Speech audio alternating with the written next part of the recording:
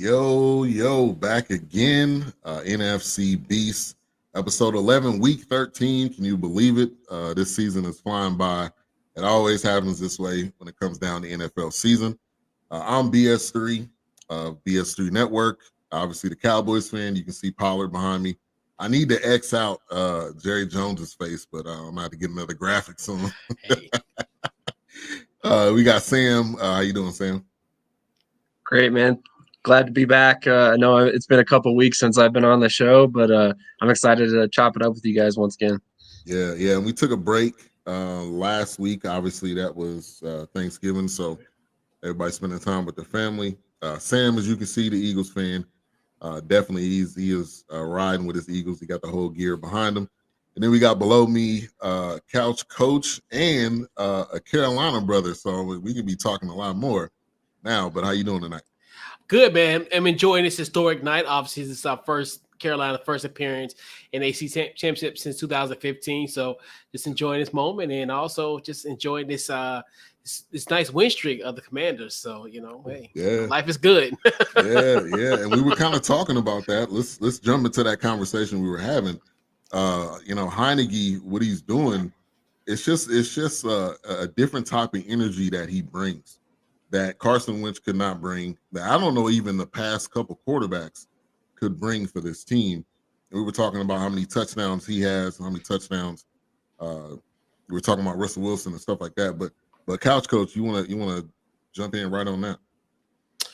Yeah, and you just look at just a simple fact of like Taylor Heineke. I think he had 6 touchdowns since he became a starter. Yeah, I mean he's someone that even from the jump, maybe when he came on 2 years ago as our COVID backup quarterback, our emergency quarterback, essentially. He's done such a great job, and I think he's a guy that you fall in love with his story, and it's almost like you gravitate to a certain moments. Because I remember obviously when he got that home win against Atlanta, and him talking about just the struggles of him being in school, sitting, sleeping on his sister and his brother-in-law's couch. A guy like that, you gotta root for. It's like he's one of those ones where you just look at just what he's gone through, and he's tough. He's a tough quarterback. He's one, obviously. I think and that shows the trust that you see the guys levitate to him, just for a simple fact. Cause you see how he throws the ball, and almost like he'll take that hit, but he'll get that football out of the air. And now you see those type of, even though we call them somewhat bonehead plays, but, those are plays that, like the Terry McLaurin and Stephon Gilmore play against that Colts. That's somebody you give a damn about. If it's just if he was just a jag or just a guy, Stephon Gilmore would have got an interception and we would have lost that game.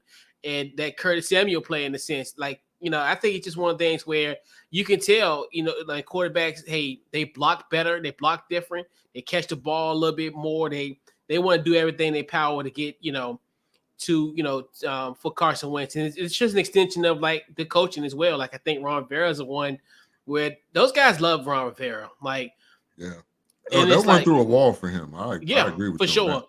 Yeah. And he's one, and it's crazy. I remember when he got fired 3 years ago, and I was like,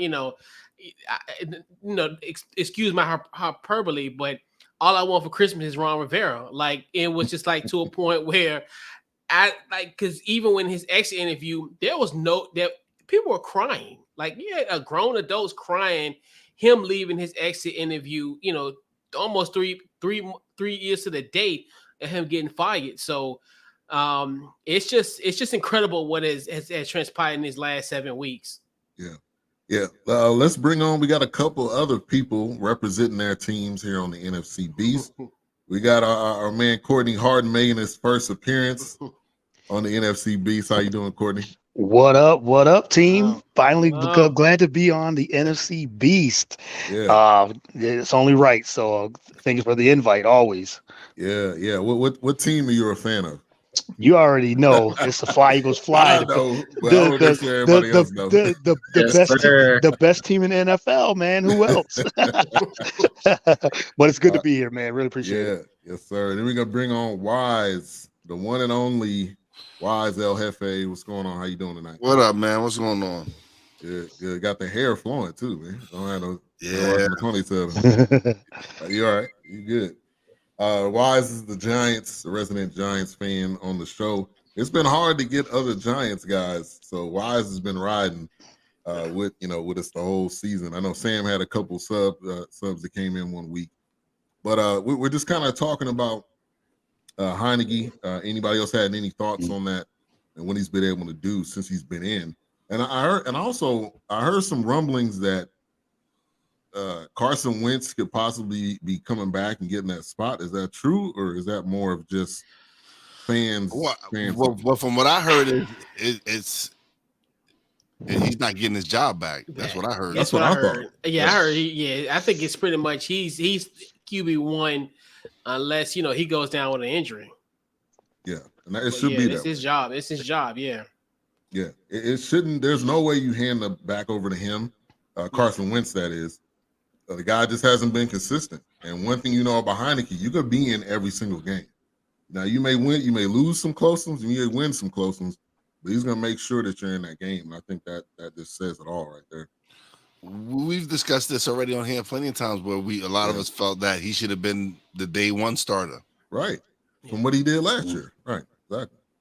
Yeah, and we all know about Carson Wentz. So us Eagles fans, we know all about the Carson Wentz and the things he can't do and the things he can do. So this is really nothing. It was not a surprise. This guy, he either loses his job because of injury or he loses his job because of inconsistent play, whatever it is. We've seen this story a couple of times, quite a few times. So I think he doesn't. Yeah, this was his last chance, and now Heineke he's played the role of the QB1. So this is Heineke's season. This team. Yeah, he just run the footage. There's plenty of footage showing Carson Wentz not doing anything. Yeah. So right. You can run that. You can run that back any moment in time. Mm-hmm. All right, so we got a couple weeks that we're going to be recapping. So we're going to first get into week 11. I did it a little bit different, so I got all the games pulled up, who beat who. And NFC East went 3-1 in week 11. The only loss was the Giants to the Lions. We can go to you first, Wise. How depressed were you that week? It wasn't depressing because I knew what we're capable of, and we just don't have a passing attack, man. Hopefully, with Daniel Bellinger coming back this week, it helps improve. But we don't have any receivers. It's like all our receivers are like practice squad receivers. There's no one really to scare you. So you can load up the box and shut down Saquon and shut down Daniel Jones' rushing attack. But if we can't get any passing game going, it don't look good for us for the rest of the season. Good point. And hopefully Bellinger comes back. Fantasy. Well, he's supposed to be coming back this week. So fantasy wise, I picked him up a couple weeks ago. He hadn't played, so hopefully he rides for y'all. But I agree with you there. I think that's they need that passing attack. They need those weapons. And we lost Courtney. Hopefully we get him back. But the OBJ meeting they said it went well.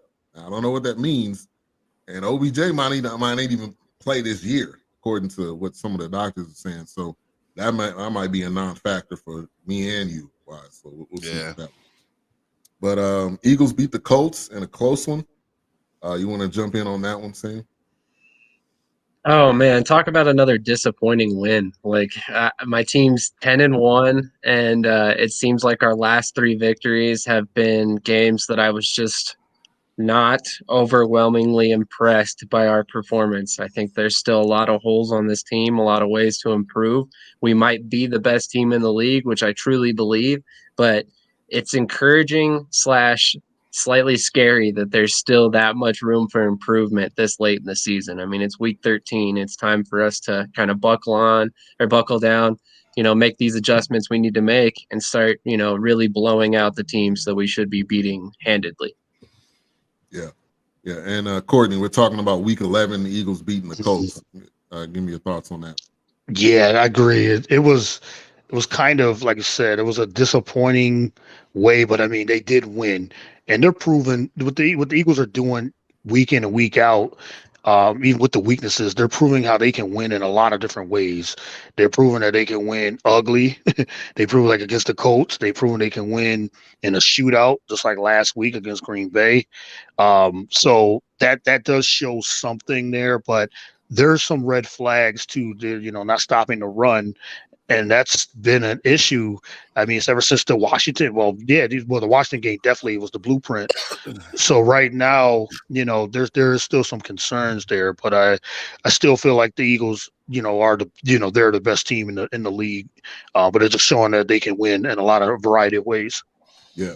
Yeah. Now I'm feeling way outnumbered at this point. It's coming to be unfair, but I'm gonna bring this guy on right now. Cool McCain in the building. We now have 3 Eagles in here. Yeah. Eagles in here heavy. Eagles definitely in here heavy. Glad to see you tonight, brother. Congratulations. Play callers, 3-year anniversary. Appreciate it, man. Appreciate it. Absolutely. Yeah. Yes, sir. Good to see you here. So Craig, congrats to soccer team too. Yeah, Absolutely. man. Yeah. I got the dub tonight. Yeah. Yeah, man. Yeah. So you came in perfect timing. I don't know if your ears are ringing or not, but Eagles beating the Colts in week 11. I mean, I don't know what everyone else has said, but I mean, just for me, run game, special teams, defensive coordinator are the concerns for me. I think we have a lot of talent on defense, but every week I lose a little bit more faith in our defensive coordinator in the bland, vanilla zone that we play way too much. It becomes like a handoff zone, so you have these big windows where you can be attacked, and it's just a matter of pushing up some, changing it up some, but it's like he just doesn't do it. It feels like, you ever felt like somebody just on defense just comes out and calls the same thing on you 10 times in a row? It almost feels like that when I watch. It's like it's the same defense. It's the same defense. Eventually, teams are going to say, it's the same defense and attack it and find holes. And maybe there's enough talent where everybody won't be able to put up 33 points against us. But, I digress. Get a week ahead. Sorry. Good. But I think with the Colts, man, they had the running game. They did a lot of the things that they do well. We did enough to win this game. Had to come back and win it late in the end because we did not do a lot really through the first 3 quarters. What I will say is I take all dubs. I enjoy them. I don't walk around and say that this is an unbeatable, unstoppable juggernaut, that there's no way anyone can ever stop them. But there's only been one team that stopped us so far. And I haven't made any excuses about that, have I, Couch Coach? I have not made any excuses. We got outplayed, we got out-schemed, and we lost. Yeah. Now the thing is, this Colts game was a good bounce back because it showed that they have some resolve. Sometimes you lose, and then like they did to the other team in Pennsylvania, the team just falls apart. But guess what? Not these guys. Got that dub, and we head in the direction that we need to head. It's time to start peaking, but you don't want to be peaking week 5, right? Because you're not going to peak early in the season and then continue that throughout the playoffs. So we need to start that ascension. And special teams has to be better. Defensive play calling has to be better, and tackling has to be better. I'm not even going to beef with the offense. I'm not even going to mess with them. That's what I think. Yeah. And I agree with you 100% on the peaking point. And all of our teams, which is the great thing, which we'll kind of touch on here and there tonight, the playoff positioning.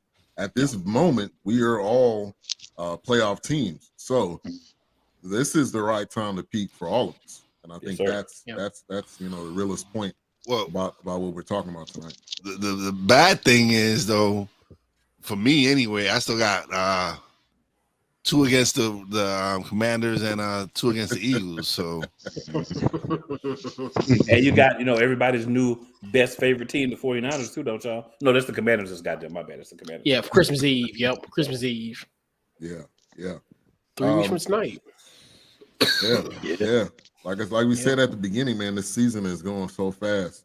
And the last thing I wanted to mention, the Eagles versus Eagles beating the Colts, is your coach shouting at somebody in the stands. I don't know who that was, but he went full sprint.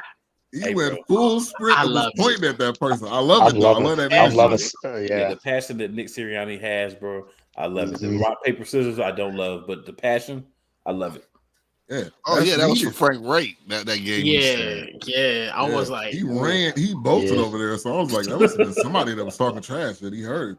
He was not having it. So he said, "Y'all fire Frank Reich. I'm gonna. Yeah, this is it. I'm showing it what it's about. My passion. He went straight LeBron. Frank Reich, this is for you. with them skinny jeans he had on. Mm-hmm.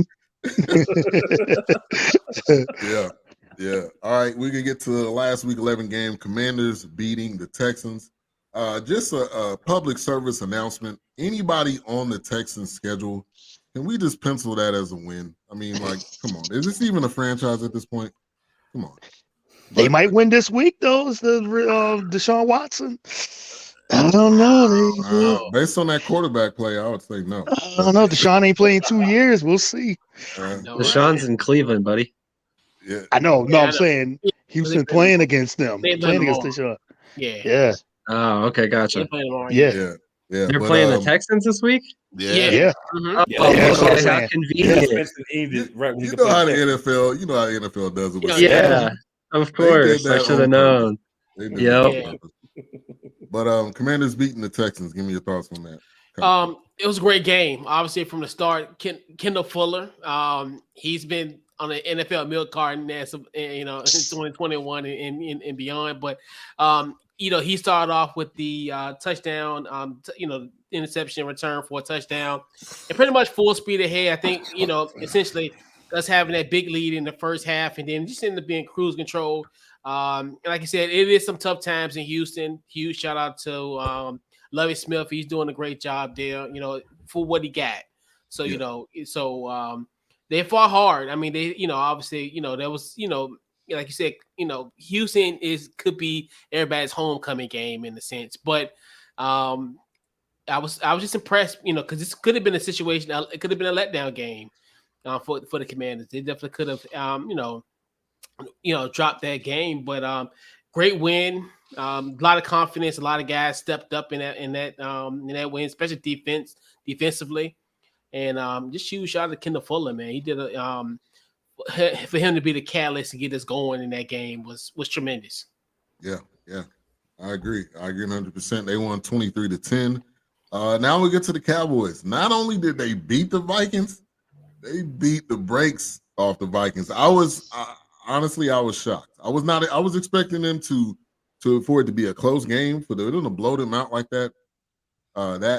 That to me showed like, okay, we can play with top competition, even though we lost against the Packers, which Aaron Rodgers just owns us. Period. We continue to give him opportunities at the end of the game, but Tony Pollard with a huge game on both sides. Tony Pollard is a godsend. Is a godsend. So without Tony Pollard, if it was whoever the Malik Davis, who was the third string, it wouldn't have been the same with Zeke out. So Pollard has definitely showed his worth year after year, and he's doing it even more this year. So big shout out to him, big time win. That was in week 11 as we kind of wrap that up. Then we'll go into week 12, which we had Cowboys and the Giants playing. We had the Commanders and the Falcons, and Eagles beating the Packers. So me and you, Wise, Cowboys versus Giants, Thursday, the Thanksgiving game. It was a story of two halves. Yeah. First half, the Giants D held it down, did what they had to do, and then that second half, it was just straight Dallas, man. What can I say? They were going so well with the running attack. They were doing their thing. And like I said, if you can't pass the rock, they're gonna load the box, man. There's not much you can do after that, especially if your receivers ain't catching the ball. Yeah. But it's I'm happy with what we're doing because nobody expected the Giants to be where they're at right now. Everybody thought they would be in the cellar. Nobody thought they would be above 500. Everybody, I don't think anybody picked them to win 5 games. So for them to be where they're at now, I'm happy with this season. Yeah. But it's rough. It's always rough losing to anybody in the division, especially Dallas. Especially on Thanksgiving, which had huge ratings. So Saquon with 11 carries, 4 receptions. What's your thoughts on that? Needs more? We definitely need more, man. He's our best player. You gotta get the most out of your best player. And again, it's difficult because again they can key up on him because they're gonna say, all right, we're gonna let Daniel Jones beat us, and obviously he doesn't have the weapons to beat him. So yeah. And this was called the OBJ Bowl. Now, again, this whole OBJ situation, obviously I'm here in Dallas. So the more and more this is coming out, I'm gonna be 100 with all y'all. I don't want him because if he can't play this year, number one, we're obviously pushing all chips in for this year. I think we got a good enough team to possibly make a run. But number two, the ideology about this is you let Amari Cooper go, who was younger, not as many injuries, and you want to get Odell that had 2 ACLs. Now, Odell is a game changer. I get that. But I just think long term, I don't think this is going to be a good choice. And again, if he can't play this year and he's saying he want a long-term deal, and how many games we got left in this? What we got 4 to 5 games left. Who even knows how many of those he would play? So I think I'm off the bandwagon, especially when they're saying that sometimes there could be some health issues. So we'll see. Let's get to this comment here by Blue City Empire Sports. He says, even if the New York Giants lose in the first round in the playoff, I'm just happy that we made it. Yeah, because if no one expected them to be where they're at right now. Right. They're one of the surprises of this season. I mean, I think that's real. The most exciting thing I think for me was Dak being able to bounce back after having those 2 interceptions, which that is going to be a problem. If especially going on a run, you can't throw interceptions during key moments of the game because a lot of teams will convert that into points. And so I think that's a big thing. Also, to have 3 tight ends playing the way that they are, Hendershot, Ferguson, and Schultz. Schultz had 2 touchdowns. I love what I'm seeing there. The creativity, being able to use the tight end in the backfield. Do what you got to do to win the game. Don't be so complacent as to where the other teams know what you're going to do, which that's what the Cowboys are known for. Y'all know that.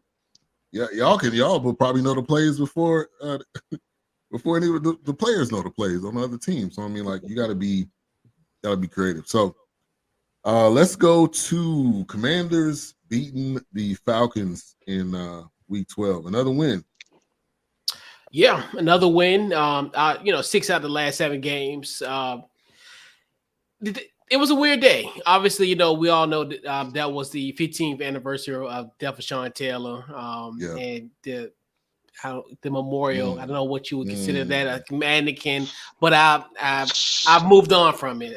I've been talking about this all week. So so I was really impressed by this victory. I know, obviously, look at Atlanta, the team that even though they're still kind of vying for that last playoff spot as well.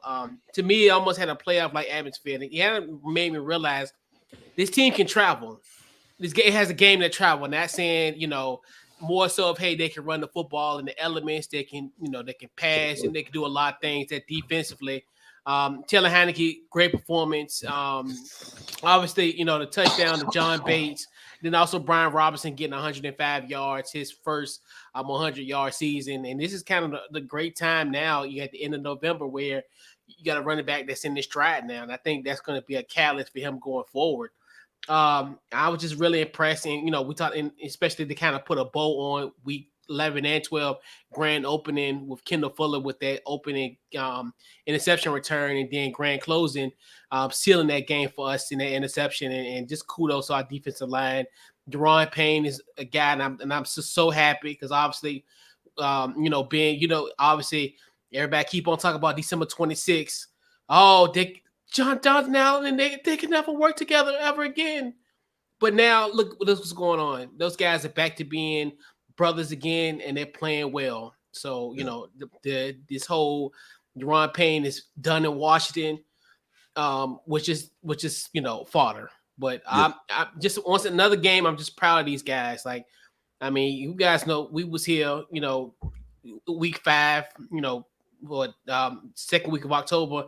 It was despair, and now at 75. This is just, and I like you, Wise. I'm like, hell, I'm taking it. Whatever happens here, hell, my goal is to go to Minnesota and beat the Vikings. But if it don't happen, if we fall short and we don't make it, I'm still impressed by the season. Because you could at 1-4, it's easy for you to say, okay, January 8th, let's clean out locker. What time the plane leave? January 9th, that Monday. Let's clean out our lockers and Cancun on 3. It could have been Cancun on 3 already, but those guys fought hard. And you're missing a big part of your defense, man. He hasn't played all year. Jay Sean, He's what Micah Parsons is to the Dallas Cowboys. Yep, for sure. Yeah. Yep. Element. And you brought it up, Couch Coach. So let's go ahead and touch on it. We got some time. The Sean Taylor, I don't know. That looked like something that would be at a Foot Locker. That's what that looked like. You put it up in the window. It's almost like they didn't take any time. Like somebody just came up with a quick idea. Yeah. They just said, let's put it in the window. I mean, let's put it in the wherever that was. That I get the gesture, and people say, it's the thought that counts. You need to do some more thinking. Yeah. See, in my personal opinion, it looks like somebody told the ownership group like a week beforehand, hey, it's Sean Taylor's memorial this next week. We should probably do something. And they came up with that and the next day, because honestly, you go outside of Lincoln Financial Field, and I don't mean to brag about the Eagles, but there's a statue of Doug Peterson and Nick Foles there. That went up within months of us winning the Super Bowl. So you've had 15 years to memorialize Sean Taylor, and this is what comes of it. Like, that's a disgrace, and it's just another slap in the face of Washington fans, in my opinion, that, should be the final blow from Daniel Snyder, hopefully. Yeah. And I think the thing that really disappointed me out of all of it is just certain things. And then people say, well, his, Jackie and his daughter and all those, everybody was happy about it. Yes, granted, not to take it from them, but I know me personally as a fan of a team, that I love this team. And actually, this is kind of one of the moments that made me love the team even more, the togetherness of it. So to me, I hated it because to me, it reminded me, it's probably, and I said it on my show, it's probably the same mannequins they use when they advertise the jerseys on 2/2/22. Yep. And it's embarrassing. It's to a point where you don't a mannequin. And then I hit, and there's still some jackass that'll say, well, we move it to a new stadium. I don't care. That statue can move too. You can move it. You can move it. Like, it's 2022. It's 22. Man. Dude, people move houses. Like, double wide trailers get moved across the country. Like, you take a statue of that statue, and I can understand that this was a different owner group. But Daniel Snyder, you was there. You flew you took a plane to Miami on Sean Taylor's deathbed. You, Santana Moss, and Clint Portis was at his deathbed. You know him. Like, he's like one of your favorite players, and you do something like that. That's where it's just like it's ridiculous. Yeah, I want to say, man, as a Miami Hurricanes fan, and we are terrible, so thank goodness the Eagles are good because college football. But as a Miami Hurricanes fan, man, that is disrespectful. Like, the thing is, you didn't even get like a dark mannequin or a light mannequin or anything. You just got like a rod like you would see from Foot Locker.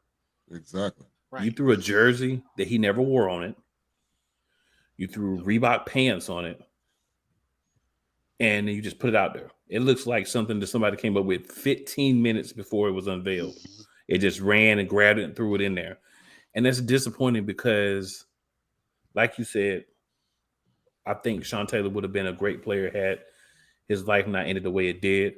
And I think when you're memorializing something like that, you have to have a sense of understanding and do something that represents the individual. Yeah. And that was not done. That looks thrown together. It looked terrible. And, when I saw it, I was in shock.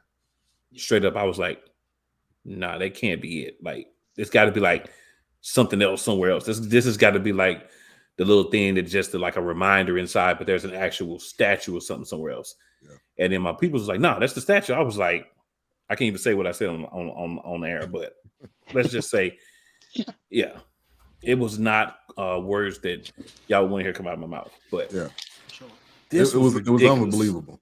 It was ridiculous, man. It was just so disheartening. I mean, Daniel Snyder is a lot of different things. And we all know that. But I think you add douchebag to everything else with that. Yeah. For sure. This is just another L that he's voluntarily taking because this was his approval. Obviously, he's the owner of the team. Right. I don't want to hear no excuses saying, "Oh, I didn't know that's what it was going to be." I don't know if he's had a comment about it or not, but it was halfway. Yeah. Period. And he knows him personally, and that's the thing that kind of pisses me off about it all. I can understand if it was another owner that didn't really know Sean Taylor personally. He was there. He was, he was there at his death. Yeah. All right, let's get to some comments here. Blue City Empire Sports says, "I'm a Florida Gators fan." Maybe that's a shot at cool. So that cool. Hey man, this year I accept all shots and I have nothing to say. I'm just gonna take them. All right, this is geared at the Giants. New York Football Giants are going to go on a losing streak and come back to reality. The clock has struck midnight. The carrot is coming back to being a pumpkin. That's my guy Raider Kev. He's in the Facebook group commenting. And then Blue Empire says Daniel Jones is 4-1 against Washington. So he's gonna ride. And then we got Washington beat the Packers. Eagles beat the Packers. New York Giants beat the Packers. Cowboys lost to the Packers. Yeah, I know, man. Aaron Rodgers owns us. There's no other way to put it. I'm not making no excuses. Yeah, taking notes. Shout out to Snowman in the Morning. Thank you for tuning in. Make sure to check that out. Snowman in the Morning with Cole Johnson. Shout out to Cole Johnson. Made the intro for this show. I think he's made intros for almost all of our shows. So Cole is always doing his thing.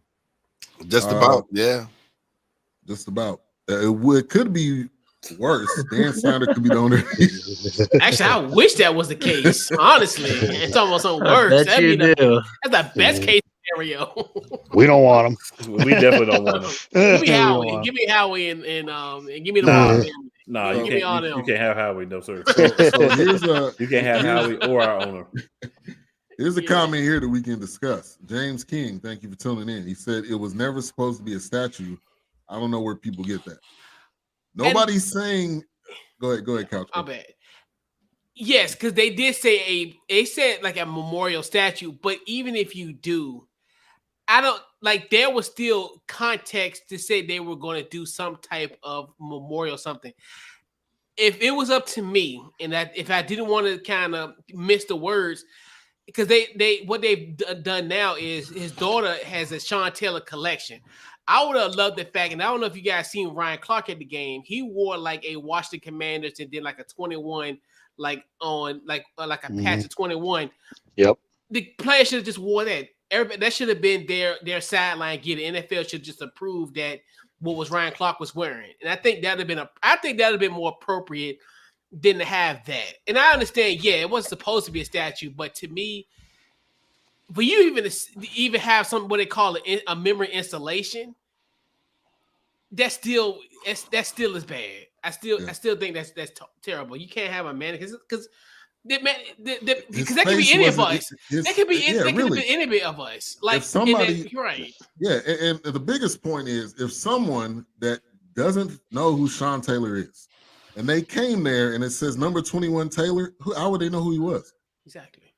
I mean, that could be anybody with the last name Taylor.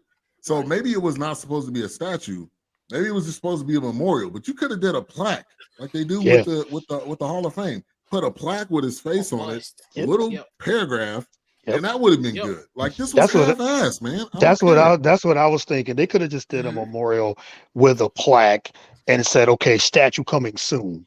Statue's coming like later on, but this is what we have now. Don't get a cheap mannequin. This is a cheap way and a disrespectful way to for Sean Taylor. So it was very, I agree with everybody. It was very disrespectful. And like I said, they could have just said, you know what, we're going to we will have a statue. It's being made. Maybe we're going to get a new stadium, whatever it is. We're going to move the statue. We're going to really have a statue for him, do a plaque and do it right. Agreed. James King, I have one question for you about this. Do you think that looks like they took 15 years preparing to unveil that? That's the only question I have. I removed 15 minutes. I was exactly. Does it even look like they took 15 minutes? Exactly. Because all you're doing is slapping on a jersey and you're slapping on some pants. It's like you said. It's literally. I guarantee you, anybody who's at a Foot Locker tonight and got to put a display on, it'll be ready first thing in the morning. Facts. They can leave now and be ready first thing in the morning. Facts. Yeah, it was window shopping. That's what they was doing. Yeah, that's what it was equivalent to. Basically, if he had all Nike gear on with the latest Air Maxes, you wouldn't have been able to tell the difference. Exactly. Right. You just think he's from Northeast DC. Yeah, right. Right. Really, that's crazy. Blue City Empire Sports says, how would you feel if the New York Giants draft Anthony Richardson in the second or third round? Was that a question for me? I believe it's for you, sir. Yeah, I would say it's for you. I don't even know who Anthony Richardson is. Yeah, Gator. Oh, he a Gator. Florida quarterback. Florida's quarterback? Yeah. AR. Well, is he allowed? Are we allowed to call him AR-15? I know he was. I mean, you can say whatever you want to say. I mean, but remember Remember that was the issue with him because remember that was his nickname and people wanted him to change his. No, that was the dude him, right? from. No, that was the dude from the Lakers who said he doesn't want to be called AR-15. Oh, I thought it was him. Okay. Yeah. Oh, I thought it was. I was gonna say that's a pretty sick nickname. I think if you're a quarterback, you know what I mean. Like, yeah, right. Yeah, I mean, I think the biggest question is for all of us and for you, Wise, are you unhappy with Daniel Jones? Because that's the question. If you want to draft Anthony Richardson, no, I'm not. I'm. To me, he finally has a coach. Dayball is using him the best to his ability. He just doesn't have anybody to throw the ball. Prior to Bellinger getting hurt, they was building some chemistry. Bellinger was coming up with some great plays. So to me, it's no re-sign him, get him some receivers, and let him ball out because Saquon is back. Saquon is doing Saquon things. Daniel Jones is more athletic than what people give him credit for. He's had a 100-yard rushing season this year already. He's second leading rusher on the team. He's done everything except for the last few weeks where he's had a couple of picks and some turnovers, some costly turnovers. Other than that, he's played pretty well. Yeah, I think he's the best option for right now. Now that possibly could Dable possibly change? I think it's a possibility depending on what the option is. I don't know if Anthony Richardson is necessarily an upgrade from Daniel Jones at this moment. I think that's where the biggest question is going to come in at. Yeah, I would say if it's me and the Giants, I'm taking a veteran quarterback if I'm going any direction. I mean, if you're sticking with a young guy, why not just keep developing Daniel Jones? He's shown flashes this season. He's shown that if with the right coaching, he's capable of doing some good things. He has an arm. He can make all the throws. Like I said, he's more athletic than what people want to give him credit for. Yeah. And there's a comment from Blue City Empire Sports. Did anybody see what Patrick Mahomes' little brother did? He said it was a disgrace. I don't know. His brother needs to stay out of in front of cameras. Correct. What did he do? I don't know. So this is another botch situation that happened last year. So remember they retired Sean Taylor jersey. Now, granted, we found out like Tuesday or Wednesday of that week of. Now, this is supposed to be like the legends, and they're like, you're retiring a jersey, and we're playing the Kansas City Chiefs. You got the worst pass offense in NFL history, and you're gonna. And so what happened? They retired his jersey. It was some mess with that. So then they had a 21. They had 21 painted on one of the sidelines, and it was gated. Am I allowed? And then that jackass. Yeah. Jackson Mahomes was dancing and did a TikTok dance on that 21. Okay, I remember now what happened. Yeah. And he right. And that's another where it's like all this stuff is happening. Like it's one common denominator. And it shouldn't even like those things that mars his legacy in my personal opinion. For his Washington Redskins, Washington Commanders, all that legacy. And it's just like and that's why you like who wants to be in this organization, want to get a blood, sweat, and tears, and for somebody who died tragically like this, how you treat this individual? So how it could be, how it would be for a normal person who has a great career here to even want to be here? It's ridiculous. Yeah. His brother is annoying. Is for the gram all day. Every time I see this dude, he's doing something goofy to get attention. Your brother's Patrick Mahomes. You probably gonna be good for life. Just sit down somewhere, man. Exactly. He's the TikTok queen. I'm gonna be quiet. I'm gonna be quiet.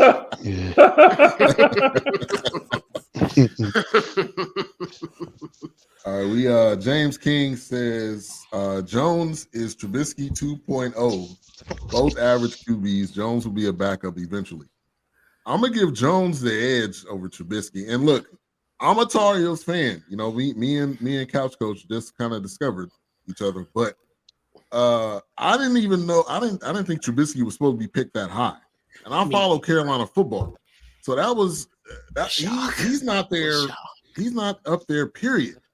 He wasn't up there then, and he's not up there now. Jones is actually starting in the league right now. Right. I would give Jones the edge over Trubisky. But I'm gonna be real with you. I'm a down this hill. I don't care. My little nephew Joe Montana Trubisky.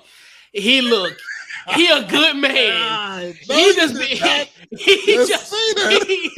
been in some bad predicaments, bro. Like with the whole Matt Nagy situation, and now Matt Canada don't know what on God's green earth he doing for his offense in Pittsburgh. Mitch Trubisky, I think he needs a great, solid coach, a good offensive wizard, honestly, because I think his career can be salvaged. He just has had bad. He just had bad offensive coordinators and bad influences. When he was in Chicago, he put up some decent numbers. It's not like he put up some bad numbers. He just didn't have weapons around him. I really wanted to see him with the Giants and Brian Dable. I really wanted to see that happen this offseason. That would have been the best possible landing spot for him. It would have been like the first time he had the same offensive system 2 seasons in a row since like his rookie season. So, yeah, I don't think you can blame Trubisky for his lack of development in the NFL. Shout out to Al High. Thank you for tuning in. What up, Al? What up, Al? Let's get back to comments is buzzing tonight. Let's get back to week 12 real quick. Eagles beat the Packers, which again, somebody already mentioned. All the other teams beat the Packers, but the Cowboys. But give me your thoughts. I think that was Sunday night too, wasn't it? Prime time. Yeah. A-Rod getting eaten alive, by the way. But go ahead, Cool and Sam. I'll let you start, Cool. All right. I won't take everything. Special teams disgusted me.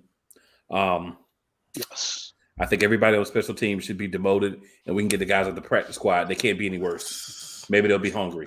I am disappointed in the special teams as a unit, from the coach to the trainers to everybody has anything to do with the special teams. You are all garbage. Wow. Straight up. You are garbage. And me and everybody on this panel could do better. Because at least we go out there and try. That's very disappointing. Play calling on defense, same crap. You put a 40 burger up and you give up 33. And not to mention, half of those points were given up to Jordan freaking Love with this soft garbage zone where straight up the middle, a little bit to the right, a little bit to the left, or out routes on the outside are going to get them every time because they're playing 8 yards back in a soft zone. And we all know the last time Jordan Love played a football game, what happened? Yeah. He ain't get that much better. He did not. Nobody makes that much of an increase. Period. And I'm sorry, I forgot you, Courtney. Courtney, you can jump in too whenever you. Oh no, I got much to say. I agree, 100% agree.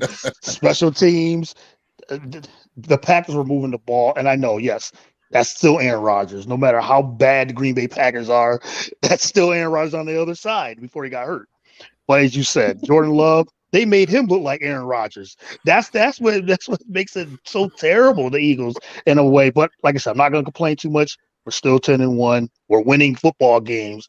A lot of teams can't say that. So, but there are some glaring issues, like we were saying earlier, moving forward. Yeah, Jordan Love, 6 for 9, 118 yards and a touchdown in like less than a quarter of action. So, yeah, that's disappointing to say the least. We have one of the best secondaries in the league. We should have never allowed that to happen. I don't care what defense you're running at the time. The corners need to kind of just, override the coordinator if it's really that bad at that point. I get that we were trying to nurse a victory there, but it's just more indication that we need to make some adjustments going forward. Otherwise, we're going to have some really tough losses coming up quick. Yeah. And Wise had to dip out, so appreciate you, Wise, for coming on. He's got to get up early, real early. So yeah, definitely get your rest. That was week 12. Eagles beat the Packers, and I want to ask the Eagles guys that's on tonight: are you concerned at all with Jalen Hurts having 153 yards passing, 7 yards rushing? You concerned at all of his ability to play at a high level this entire season? Doing that. Yes, I am highly concerned about that. I've been talking about it all season. We've been using him as kind of our power back, and a lot of times we're relying on him to kind of run dudes over. And that's your starting quarterback. We're going to get him hurt at some point. And don't get me wrong, I'm not saying you want to keep him in a box or keep him in the pocket all game long.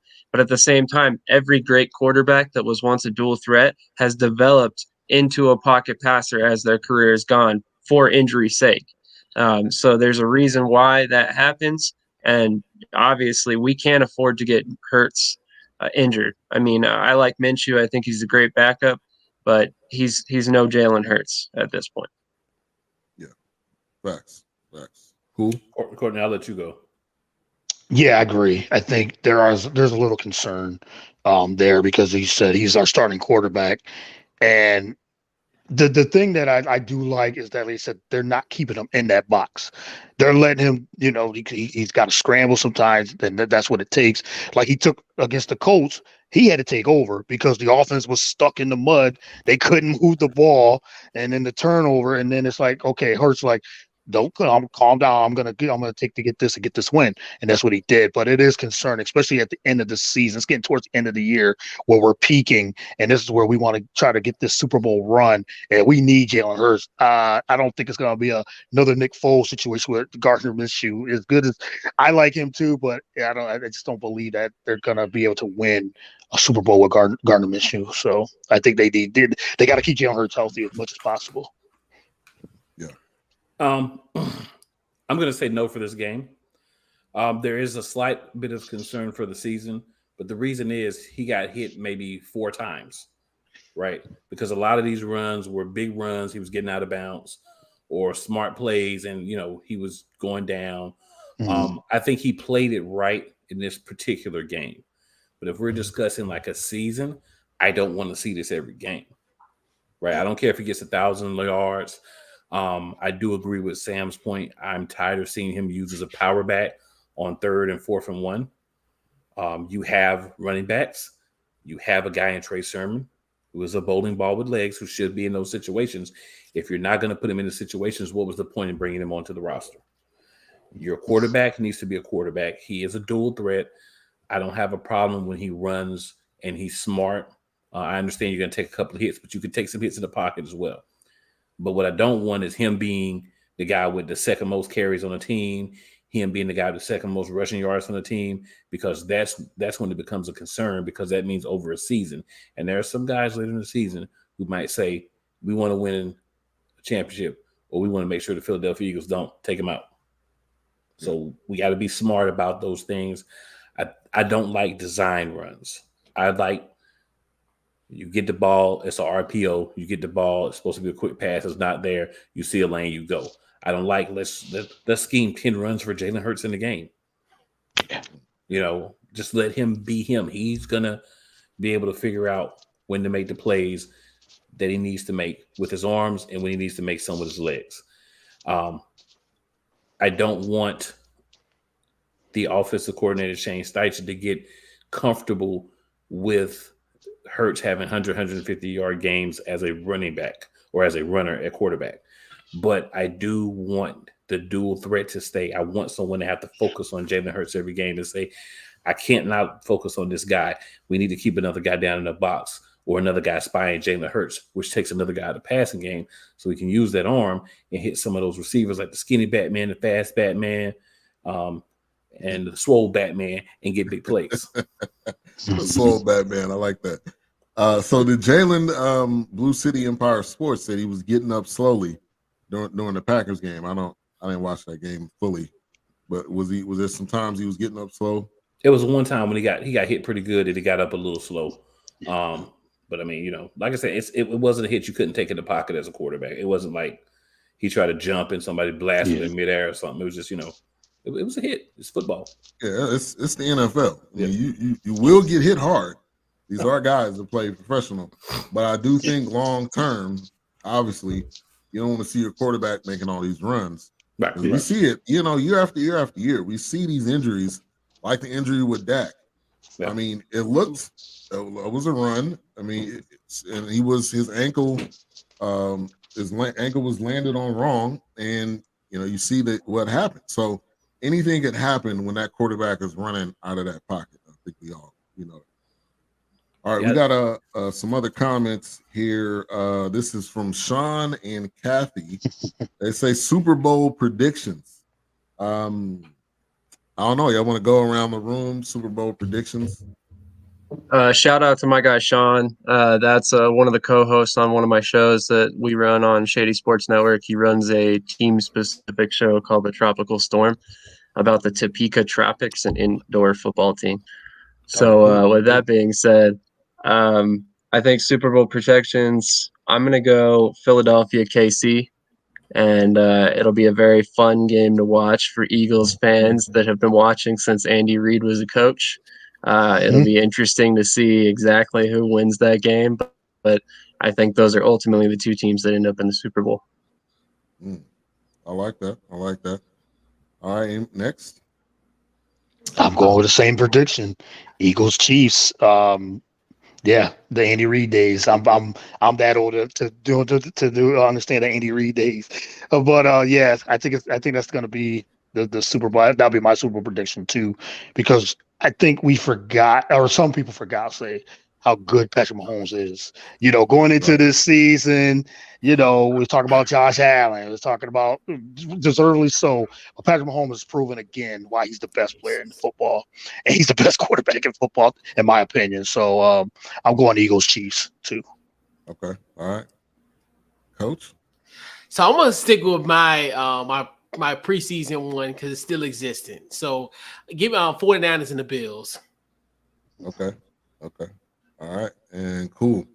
I'm going with the Bama Bowl. I'm going Philadelphia Eagles, Miami Dolphins. Ooh. Ooh. Okay. Ooh. Okay. That'd be an Yeah. interesting game. Okay. Yeah, in the valley. And they're going to All score 5,000 points. All right. I'm gonna ride with my division. I'm gonna ride with y'all. I'm gonna go Eagles and I'm gonna go Bills. I think the Bills are finally gonna get there this year. And I think they're definitely hungry enough. I know I could have picked the Cowboys, but I'm not that fan. It's just gonna blindly pick the Cowboys all the time. So. Yeah. Right. I won't do the Commanders either. I know our run go in. I know I guess about the. And that's why that's why I respect y'all too, right? That's why I respect y'all too. Like, I mean, it's not, you ain't got to pick the Eagles. Don't get me wrong, but I'm saying I respect y'all because it's not like, oh, I'm just gonna pick my team, right? You actually look at at what's going on and pick who you think is gonna be the best. Very objective, yeah. The facts are we haven't made it to a conference championship game in a long time. So like, you gotta have to show me. Like I'm tired of all these half predictions. You gotta show me. Yeah, we got. Can I just sorry? Go ahead.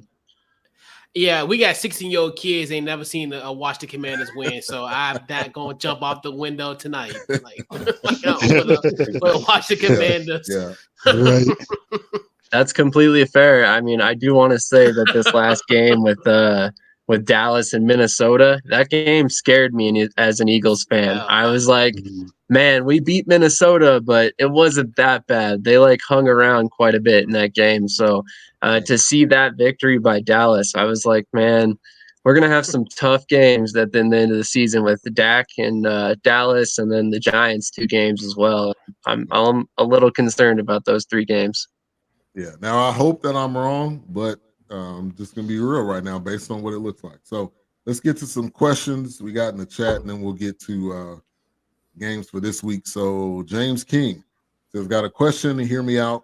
With the same game plan Taylor Heineke has been given, does Wentz make Washington better?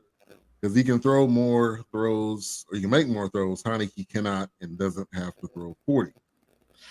So I think the biggest issue with Carson Wentz is he needs a line, because obviously with him, he has his hesitation, which I just don't understand how he think people gonna fall for the hezzy. I don't get it. That's just him. But this offensive line does not give him an opportunity to throw that football and look for multiple reads. Now I think why he was successful in Philly, because obviously that offensive line, you had Kelsey, Lane Johnson, you had pretty much a very solid, offensive line, and they were a core group.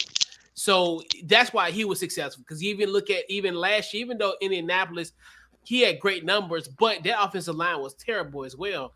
He could, if the thing is, if Carson Wentz was mobile, then I think that's really the biggest issue, because I think he's still a good quarterback. I think it's the personnel of this Washington Commanders team is not conducive for his game, because obviously if you look at, and y'all guys know, when y'all played us in September 25th, all he did was hesitate, and I'm like, yo, you gotta throw the football. Like, you done been sacked like 8-9 times already, and you still hesitating. They're not falling for that, and no one is falling for that no more. Everybody know when you got that hezzy, get them. Yeah, holding the ball for too long. I mean, we've seen it numerous times. Yeah, and he could probably do that on a Philadelphia line. He could do that on some other lines that are established, but nah, not with this line.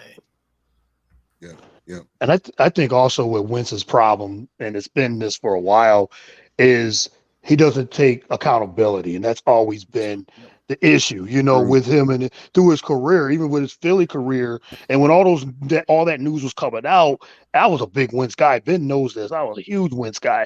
And I was like, I just believe in this guy. I mean, I really did. And especially that Super Bowl run when they were 11-2 before, he got injured, and, the pressure with Nick Foles winning the Super Bowl. Then he came back. He said, this was supposed to be my Super Bowl. I want to do this. And then I think the another problem with him is the plays that he tries to make. He forces a lot, and that's been through his career too. So it's those mistakes and unopportune times. Like, he'll have those good numbers, but then you're like, fourth quarter interception. 2-3 sacks in the fourth quarter. So that's been Wentz's career, especially lately, because you said he did put up good numbers with the Colts. He put up solid numbers, but it was that last game against Jacksonville where he looked terrible, and all they had to do was win and run the ball with Jonathan Taylor at least 35, 40 times. And Wentz, I think he had a fumble, he had an interception in that game too. So it's those types of those big games, he just falters, and I think that's a couple of things that he just never got over. Yeah, I have a answer for you guys. Okay. Hell no.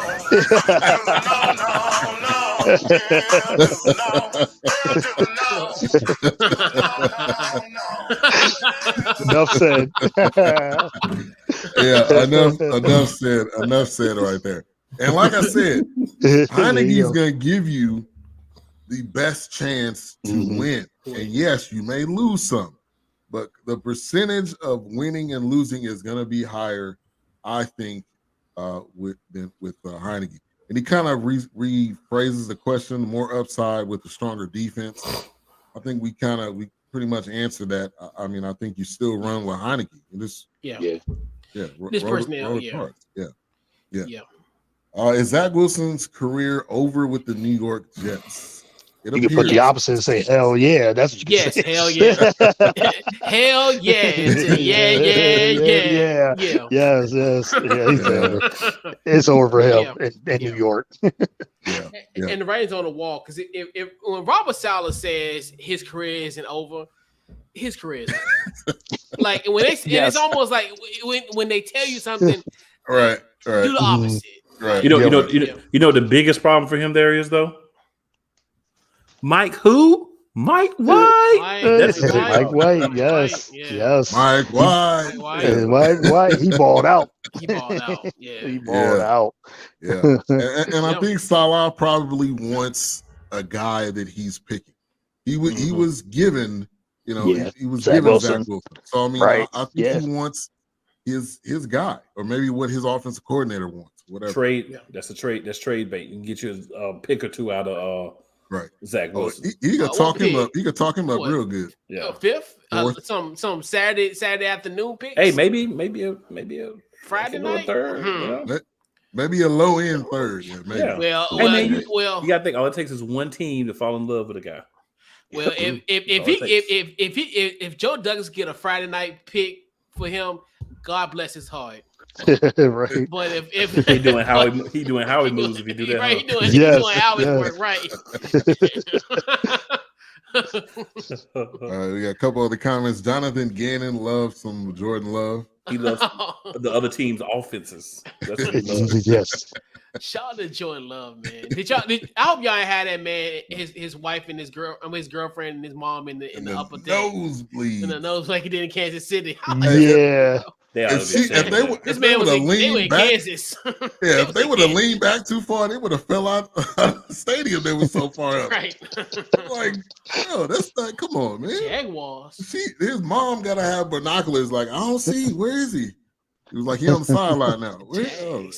Yeah, he said this is a joke. Yeah, I know. Yeah, come on. Right. They won their Super Bowl last week. Jags did. Beat Baltimore. Take New York Football Giants versus Jets. I mean, that would be a great storyline. I don't necessarily see it. I hope not. Well, at least he's saying next season, so at least they got the rest of the season. Okay. Jaguars ain't done. Maybe. Give them a full Jags season. are done. Yeah, maybe. You know, they beat the Ravens, but they Yep, that was know- their Super Bowl. That right Yeah, there, the beating the Super Bowl, Ravens. right. Yeah. Yep. Yeah. Yeah. All right, let's get to the matchups for this week as we kind of end the show, round it out. Commanders at Giants. I think this is perfect this week. Another division matchup. We know it's going to be knockdown, drag out, playing in New York or wherever that is. So give me your thoughts, Couch Coach. Yeah, this is another divisional game, and luckily for us, this will be our last road divisional game of the season. So, I think this comes at such a great time. Obviously, we talk about winning 6 of our last 7 games, and then obviously, and I forgot, was it one? Someone said that Daniel Jones 4-1 against this Commanders team. Daniel Key is really stopping him and Saquon Barkley. They've been pretty much the thorns on our side, obviously in the 5 matchups that we played against them. So I look at that from that standpoint. So I look at that as kind of the storyline and what can Taylor Heineke do in this situation. And then, being New Jersey is somewhat of a house of horrors for us as well. So the big thing is get out here with a win, get a bad week. And then the beauty thing about it is we got them, once again in 2 more weeks. So that's the beauty thing about all of it. And hey, we can get out of here with a victory, and we only got 2 division games left. You'll take it, Yeah. So Yeah, and I think I'm gonna say it's a toss up, really, because I think both of these teams are pretty equal, and I think it's gonna be a division game, like I said. So it's gonna be tough sledding. So let's get to the next one. Titans at Eagles. I don't trust. I will never, ever trust Tannehill. Never. If he has to throw a ball, it's probably going to end up being intercepted. So I'm gonna go Eagles. I'm gonna go ahead and say it now. But go ahead and cool and Courtney. I guess I'll go first because this is good. Yeah, this is I'm a little worried. I'm not even gonna front because of King Henry. I mean, this guy we know is a beast. He's getting so many targets. He's getting targets on the backfield. He's running through defenses, and like I said, that's the recipe against us. Washington proved that, and if they run the football, that sets up that play action for Ryan Tannehill, they can have success.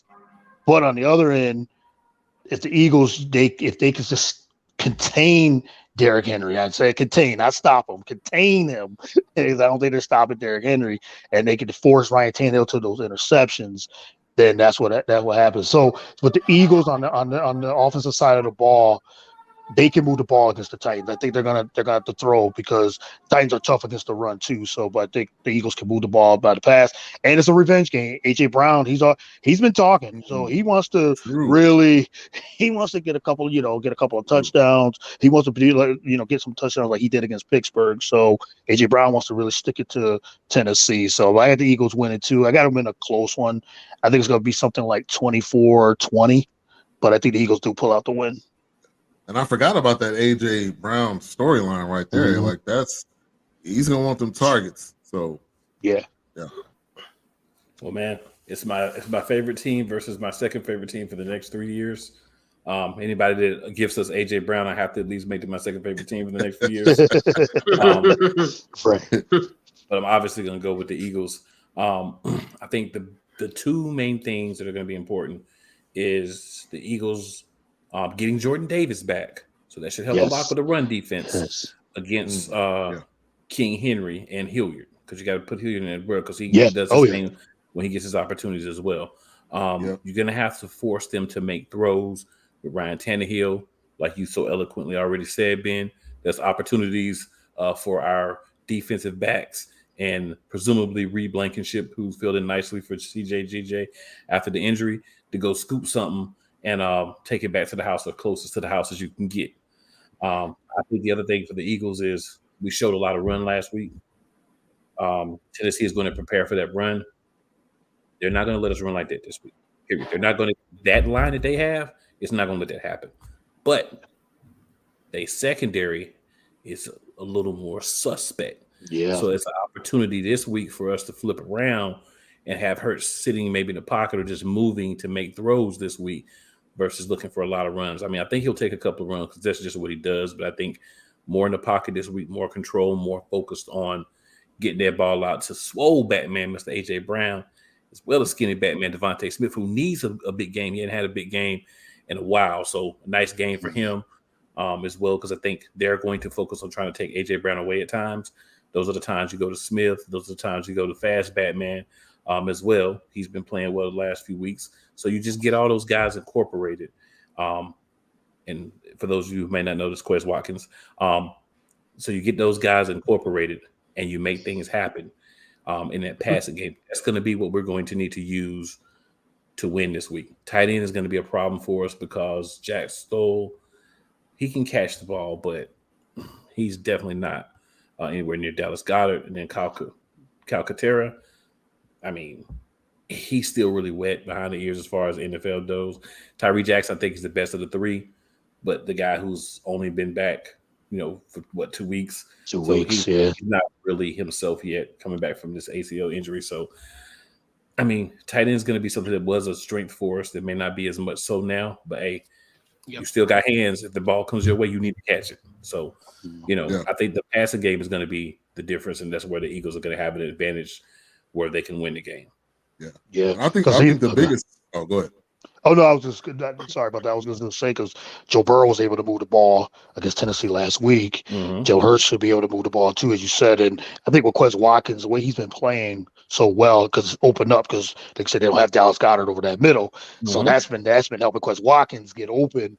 And he's the real speed guy that we have, and he could break loose, and he has done that over the last couple of weeks. So the Eagles it's going to have to be an aerial attack, I believe, and they're not going to be able to run the football like they could. I mean, it is strength versus strength of our offensive line against their defensive line, but Tennessee's defensive line is so rugged, and I just believe, like you said, it's going to be an aerial attack, and if Joe Hurts gets time, he could really pick this defense apart.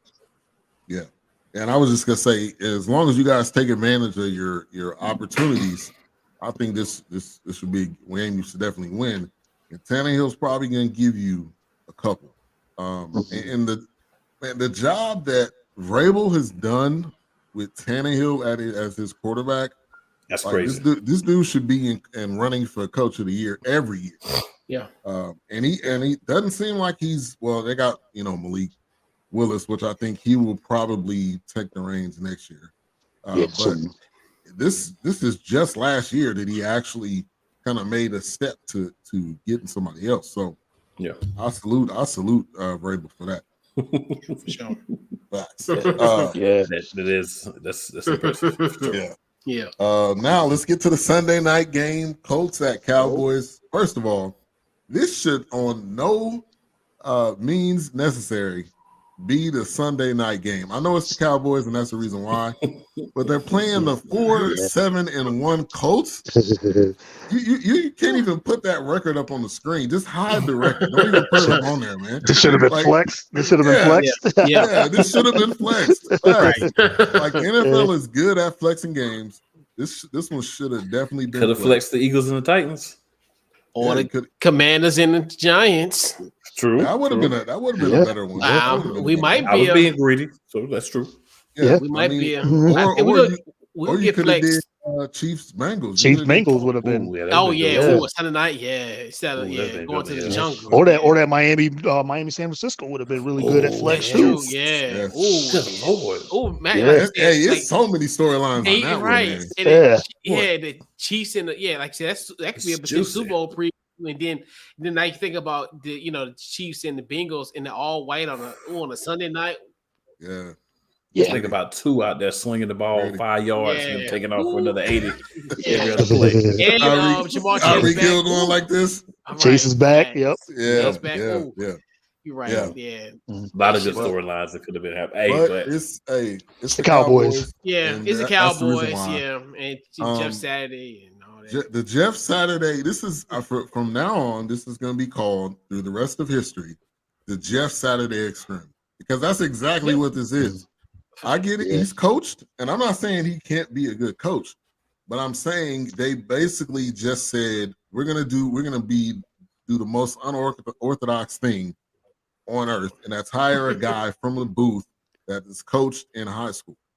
Now, 4-7-1. I'm definitely picking the Cowboys. To me, this should not be a very difficult game. Matt Ryan is going to do what he does, which he's going to probably throw for a bunch of yards, and he's probably going to throw a couple picks.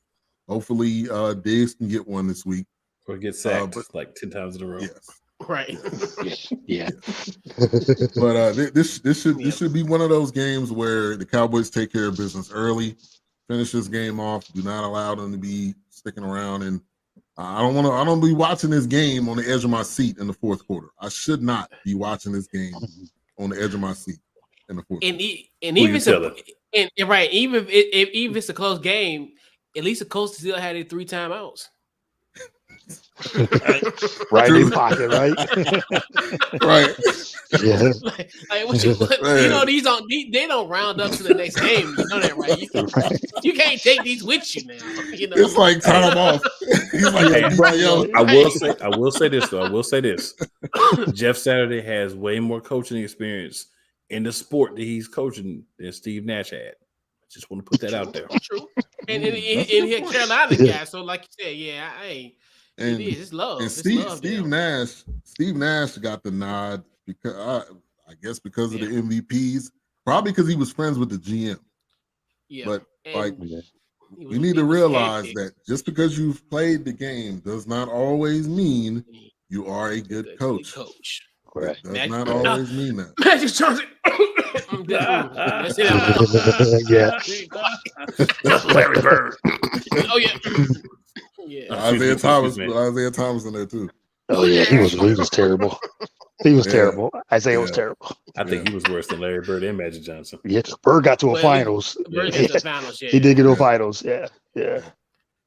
All right, y'all. Let's get to some final words as we wrap out this show. Where can people find you guys? Any last minute thoughts you got? We're gonna go to Couch Coach first. Yeah, man. Another great show. Always good. We had a holiday back, but it's glad that we back at it full strength. So pretty much my podcast, Couch Coach Live, and also my Watch the Commanders Centric podcast, Commanders in the Chat. Awesome. That's what I forgot last night. Boy. You had to get off.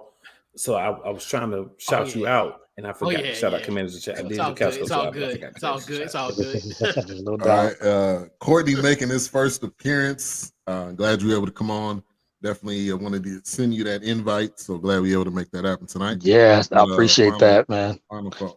Appreciate it. Love the NFC East. I was been in the comments. I was like, I got to jump on here, man. I got to really get into this guy because I love the banter, and everything too. But you can find them on my podcast, The Real Deal with Courtney Harden, on BS3 Network, Roku, all the podcast platforms. And just follow at Get the Real Deal, Facebook, Instagram, Twitter. Yeah, definitely. Cool. All right, so I'm going to go ahead and do this for Sam because I know he had to hop off. Check out Shady Sports Network. You can find them on YouTube.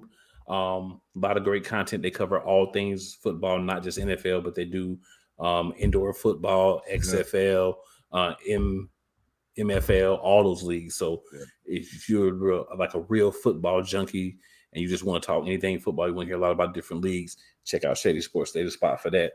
But for me, you can find me on Tuesday nights at NFL Matchup Madness. playcallsportstalk.com/live.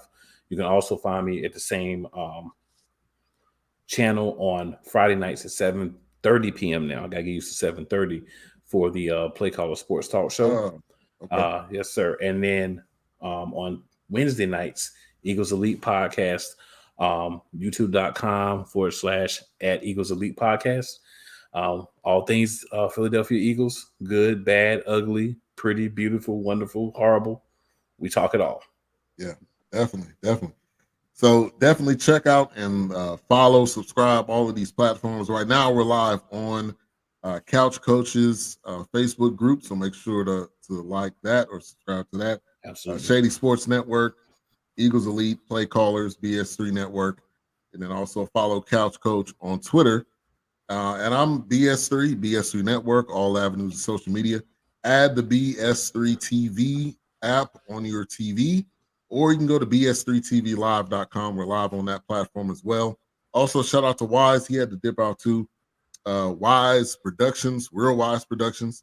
Also, Stuck in My Mind podcast, which comes on during the week. And that's a good show, y'all. That's a good show. Yeah, really hitting some great topics, talking about a lot of really, really important things that we deal with every day. So we will be back next week. This is episode 11 of the NFC Beast. I'll see you guys next week. Peace. Peace. Fly, Eagles, fly. You know it. Boy Nation. Yeah, to the commanders.